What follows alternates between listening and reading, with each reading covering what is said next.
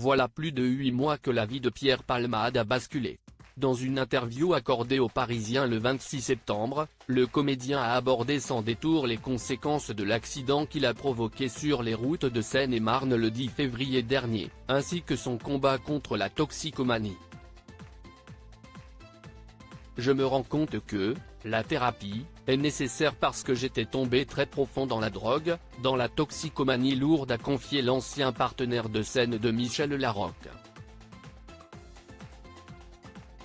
Dans cet entretien à cœur ouvert, Pierre Palmade a également évoqué ses difficultés à combattre l'addiction. Si je suis dans un contexte particulier favorable à la consommation, cela peut être très dur de résister.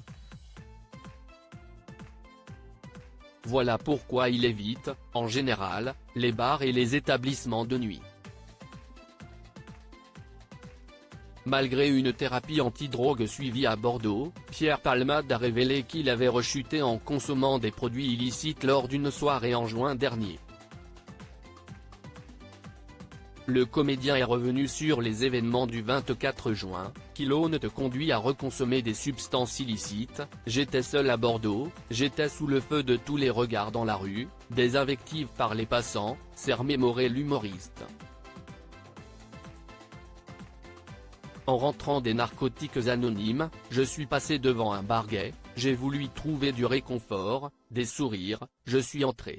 Les gens étaient gentils avec moi, je ne pensais qu'à me changer les idées, je me suis laissé entraîner dans une discothèque gay. C'est à ce moment-là qu'il a fait face à une situation de craving, un désir irrépressible de consommer de la drogue, qui l'a poussé à reprendre de la 3-MMC, un type de drogue de synthèse.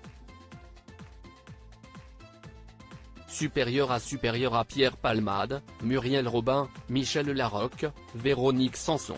Les femmes de sa vie. J'en suis désolé. Dans ce même entretien accordé aux Parisiens, Pierre Palmade a exprimé ses profonds regrets et son absence de réflexion lors de cet épisode. J'en suis désolé.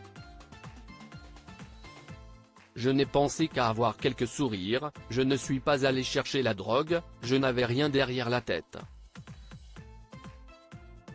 J'ai vraiment cru que c'était un réconfort. Je n'avais pas pris la mesure de la proie que j'étais et de la médiatisation que j'avais. L'ancien époux de Véronique Sanson s'est également dit conscient d'avoir bousillé une vie de famille, et que sa rechute ne minimise en rien ce sentiment. Il explique aussi que c'est là tout le problème de l'addiction, qui fait que les gestes sont souvent plus forts que la raison. Article écrit en collaboration avec 6 médias Crédit Photo, Coadic Guirec.